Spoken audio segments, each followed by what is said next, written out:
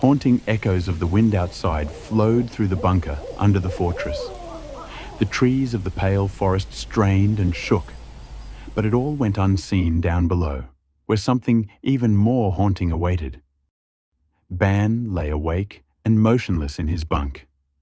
The sudden arrival of Nickel Dorman, an old speaker friend of Ernest, was exciting enough. But the brown mouse revealed that there was some kind of strange dungeon hidden behind a wall within the bunker itself, right next to where everyone was hiding.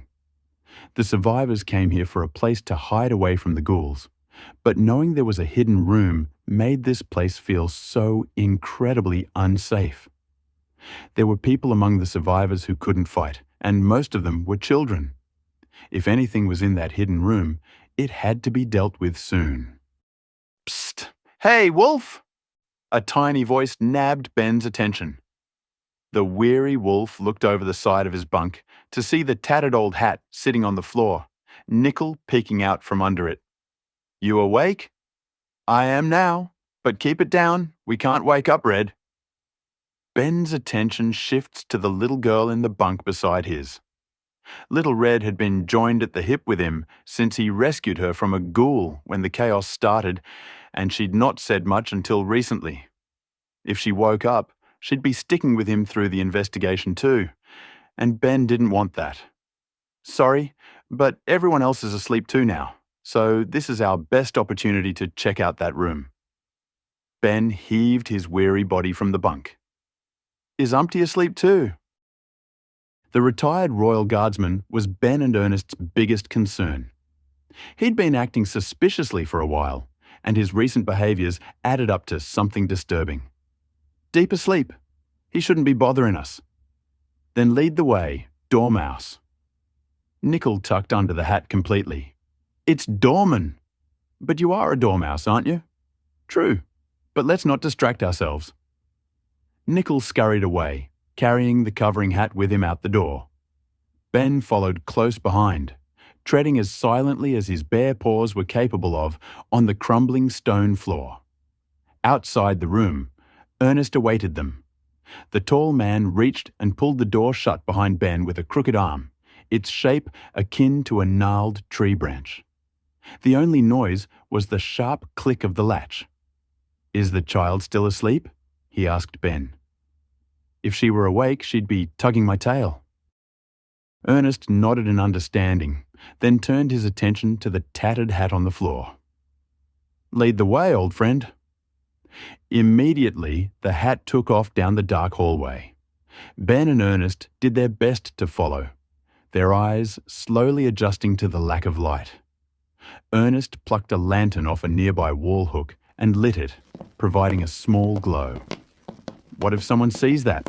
Ben asked, concerned about their cover. "Everyone is asleep right now, and all the doors are shut." Only mildly reassured, Ben remained silent as they continued following the hat with the sneaky mouse under it.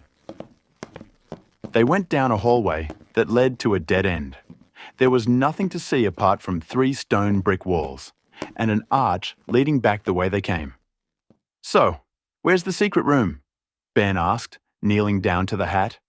Nickel slipped out from under the tattered accessory and scampered to one of the walls. "Behind here. If you look closely, the bricks in this wall are newer than the others." Ben looked at the wall Nickel indicated and compared it to the others. Surely enough, as similar as they were, the bricks in that one wall showed less wear. "And down here, there's a brick missing." Nickel stood beside a gap near the floor. Ben leaned down and peered in. Ernest held the lantern close to give him a better view. As awkward as the position and the lighting were, Ben could clearly see that there was an entire room beyond the wall. "But how do we get in there?" Ben asked, picking himself off the floor. "We can't tear it down, that'd make too much noise." With his long, misshapen fingers, Ernest gripped one of the bricks and gently tugged it out.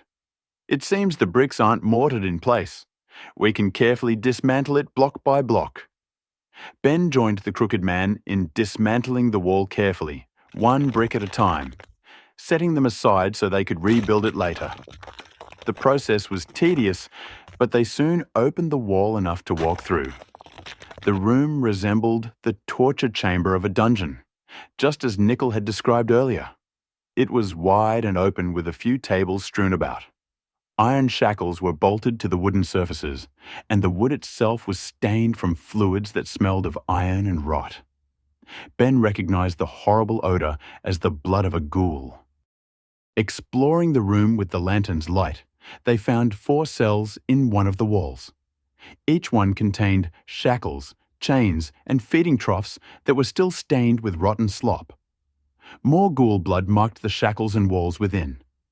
Apart from this, the first 3 cells lay empty. The 4th contained the dead body of another ghoul, a woman with long white hair that hung like cobwebs. Its grey skin clung to bones, dry and stiff, indicating that it was likely abandoned here and died of thirst long ago. Damn. Ernest groaned as he peered into the occupied cell. Being trapped down here must have been a horrible way to go. Especially not with the knowledge that this, he waved a hand at the corpse, used to be a normal person, maybe even someone's relative. They resumed investigating, and Ben discovered a stack of papers strewn across a desk at the far end of the chamber. He waved Ernest to come closer with the lantern. With the source of light set on the desk, they both investigated the papers, which seemed to be documents centered around human and speaker anatomy. Diagrams showed internal organs in various states and odd shapes, deteriorating brain matter, and deformation of facial features over time. They were experimenting on ghouls here, Ben muttered, completely in disbelief. But how? Ernest asked, holding up one paper to look at it closely. The outbreak only started a few weeks ago. Ben discovered a written document with dates on it. The outbreak started a few weeks ago, but he read the first few passages silently. This has been going on for months, almost a year. Ernest and Nickel both stared at Ben. What? Nickel piped up. How is that possible? Listen to this. The wolf proceeded to read the first entry from the earliest document he found. We have made noteworthy progress in our experiments at long last. The subjects appear to have taken to the serum well. They have gone much longer than normal without food or water, although they show signs of desiring regular sustenance. They actually believe they still need to eat and drink as normal. Ernest followed Ben along the lines in the paper. What? Were they trying to make people have a slower metabolism? Ben kept reading. The ghouls they have become are truly ravenous, tearing into what little food we give them like savage beasts. Nearly no sign of their original civility remains. Ernest's composure faltered. So they were making ghouls intentionally? Why? Ben flipped through the notes, looking for some motivation. I can't find anything like that. He paused on one entry. But this looks close to that, and it's more recent too. The mastermind grows impatient. As much as I don't dislike the progress and advancements that I've managed to commit under his motivational speeches, the overbearing threat of being fed to the ghouls myself hangs heavy over my head. I am familiar with preforming such atrocities under my own influence, but such a thing as making these developments contagious crosses a line for me. Normally, I would only do this to torment 1 or 2 people, but to make the affliction able to spread like a plague? What does he hope to accomplish, and why must the entire kingdom suffer? Nickel tilted his head in confusion. A madman with morals? That's a new one. Ben continued.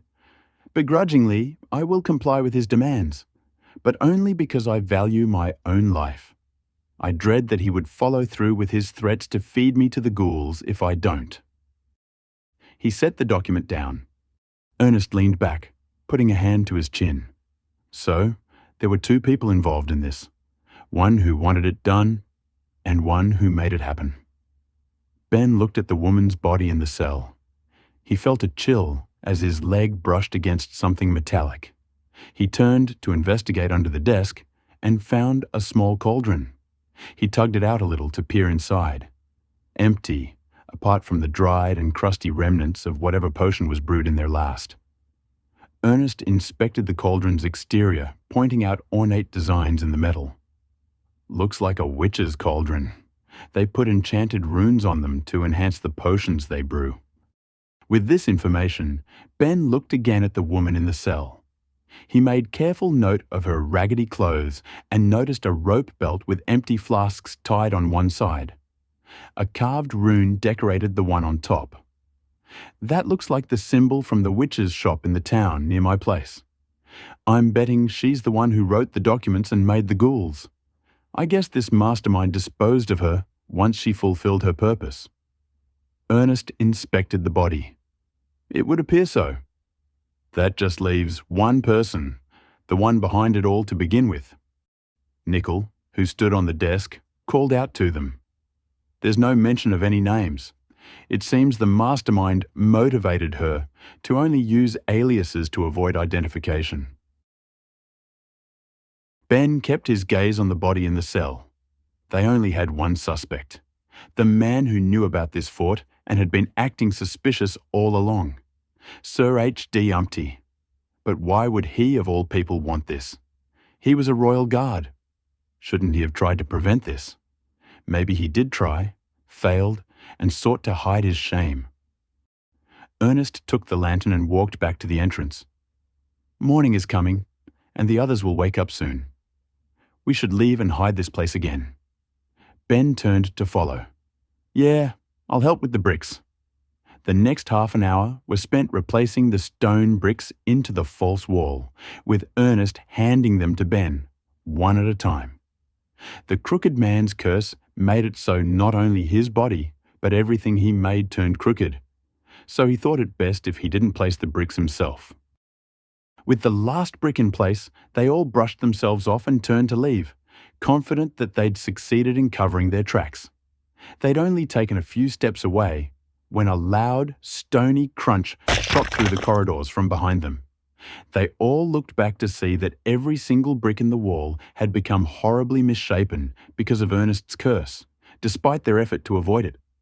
All in awkward, barely fitting shapes, and some jutting out, destroying the illusion of a clean, intentional wall.